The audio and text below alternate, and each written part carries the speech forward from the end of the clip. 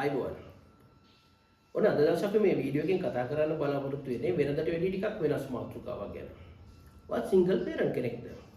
කොහොමද ෆින්ලන්ඩ් යන්නේ? අවශ්‍ය වෙන ડોකියුමන්ට් මොනවාද? මෙන්න මේ කියන කාරණා තමයි අද දවසේ අපි කතා කරන්න බලාපොරොත්තු වෙන්නේ. රැඳිලා ඉන්න මේ වීඩියෝ එකත් එක්ක.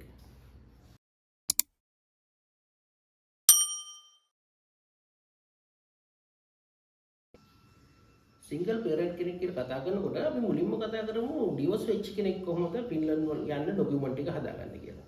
ඩිවෝස් වෙච්ච කෙනෙකුට මුලින්ම අවශ්‍ය වෙනවා ඔයාගේ උසාවියෙන් ඔයා ලබා ගන්න ඕනේ. ඔයාගේ අදාළ කියන්නේ නඩුව ගියපු උසාවියෙන් තමයි මේක ගන්න ඕනේ. නියත නඩු තීන්දුව ඊට පස්සේ ණයසහිතික නඩු තීන්දුව කියලා දෙක ගන්න ඕනේ. ඊට අමතරව ඔයා ගන්න ඕනේ ඔයාගේ දික්කසාද සහතිකය. මේ තුන අරගෙන ඔයා මේක ට්‍රාන්ස්ලේට් කරගන්න ඕනේ.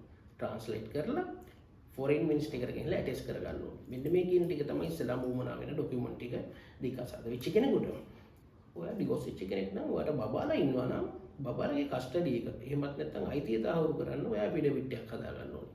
මේක හදා ගන්න ඕනේ ඔයා ලෝය කෙනෙක් මාර්ගයෙන් ඇෆිඩවිට් එකක් හදලා මේක සුප්‍රීම කෝට් දාලා ඇටෙස් කරලා ඒක අහපවු දාන්න ඕනේ මේ FM එකට. FM එක දාලා ඇටෙස් කරගන්න. හැබැයි මේක හදනකොට අනිවාර්යයෙන්ම ඔයාගේ ස්පවුස් ඒ කියන්නේ හස්බන්ඩ් හරි වයිෆ් හරි අනිවාර්යෙන් මේ ડોකියුමන්ට් එකට සයින් කරන්න ඕනේ. එයා අවසරය දෙනවා ඔයාට බලය දෙනවා දරුවන් ලංකාවේ ඉඳලා ෆින්ලන්තයට රැගෙන යන්න අවසරය දෙනවා කියලා අනිවාර්යයෙන්ම මේ ඇෆිඩවිට් එකේ සයින් කරලා තියෙනවා.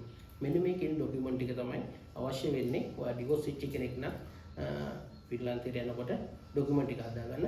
හැබැයි මේ කියන ડોකියුමන්ට් වල අමතරව මම අර කලින් කතා කරා ෆින්ලන්ඩ් යන ස්ටුඩන්ට් කෙනෙකුට මොනවද වුමනා වෙන්නේ ડોකියුමන්ට් කියලා කලින් වීඩියෝ එකේ තියෙනවා. අන්නේ ડોකියුමන්ට් ටික අනිවාර්යෙන් ඔයා ඕනේ. ඒ කියන්නේ සාමාන්‍ය ස්ටුඩන්ට් කෙනෙක් හදන ડોකියුමන්ට් ටික අනිවාර්යෙන් ඔයා හදන්න ඕනේ. ඊට අමතරව ඔයා ඩිවෝස් වෙච්ච කෙනෙක් හින්දා අවශ්‍ය ડોකියුමන්ට් ටික තමයි මම මේ දැන් ඔයාලට මතක් කරලා දුන්නේ. ඊළඟට අපි කතා කරමු ඔයාගේ ස්පවුස් ඩෙත් නම්. ඔයාගේ ස්පවුස් මිය ගිහිල්ලා නම් අවශ්‍ය ડોකියුමන්ට් මොනවද කියන එක තමයි ඊළඟට කතා කරන්නේ. ඒකෙදි ඔයා ගන්න ඕනේ ඩෙත් සර්ටිෆිකේට් එකේ ඔයාගේ බුක් කොපි එක ඕනේ. ඊළඟට ඩෙත් සර්ටිෆිකේට් එකේ AG කොපි එක ඕනේ. ඩෙත් සර්ටිෆිකේට් එකේ බුක් කොපි එකයි AG කොපි එකයි මේ දෙක ට්‍රාන්ස්ලේට් කරගන්න ඕනේ. ට්‍රාන්ස්ලේට් කරලා ඒක අර විදියට ෆොරින් මිනිස්ටර් එකේ ඇටෙස් කරගන්න ඕනේ. ඒ වගේම තමයි ඔයගේ මැරේජ් සර්ටිෆිකේට් එකත් අනිවාර්යයෙන්ම ඕනේ. ඒකත් ඉංග්‍රීසි වලට ට්‍රාන්ස්ලේට් කරලා ඇටෙස් කරගන්න ඕනේ. අනිවාර්යයෙන්ම මේ ඔයා FM ඇටෙස් කරන්න යනකොට මේ ડોකියුමන්ට් ටික ගෙනියනකොට මේකට අදාළ සියලුම ડોකියුමන්ට් අරගෙන යන්න ඕනේ. නැත්නම් ඒගොල්ලෝ ඇටෙස් කරලා දෙන්නේ නැහැ FM එකේ. ඔය කියන ડોකියුමන්ට් ටික අනිවාර්යයෙන්ම ඕනේ. මම ඉස්සෙල්ලා කිව්වා වගේම තමයි මේකෙදිත් ඔයාලට බබෙක් ඉන්නවා නම් ඔයා අනිවාර්යෙන් ඇෆිඩවිට් එකක් ගන්න ඕන. ඇෆිඩවිට් එකක් අරගෙන ඒක සුප්‍රීම කෝට් දාලා ඒකත් ෆොරින් මිනිස්ටර් දාලා ඇටෙස් කරගන්න ඕනේ. ඔන්න ඔය කියන ડોකියුමන්ට් ටික තමයි අවශ්‍ය වෙන්නේ. ඔයා සිංගල් පේරන්ට් කෙනෙක් නම් ඔයා ෆින්ලන්ඩ් යන බලාපොරොත්තු වෙනවා නම් හදාගන්න ඕනේ ડોකියුමන්ට් ටික. අද දවසේ අපි මේ කතා කරේ සිංගල් පේරන්ට් කෙනෙක් කොහොමද ෆින්ලන්ඩ් යන්නේ අවශ්‍ය ડોකියුමන්ට් මොනවද කියන එක තමයි මේ වීඩියෝ එකෙන් කතා කරේ. මම ඔයාලට නැවතත් මතක් කරන්නම් මේ මම අද දවසේ කතා කරපු ડોකියුමන්ට් වලට අමතරව සාමාන්‍ය ස්ටුඩන්ට් කෙනෙක් ලෑස්ති කරගන්න ඕනේ අවශ්‍ය ડોකියුමන්ට් ටික ඔක්කොම ලෑස්ති කරගන්න ඕනේ. ඊට අමතරව තමයි මේ ડોකියුමන්ට් ටික ඔයාට විශේෂ වන්නේ.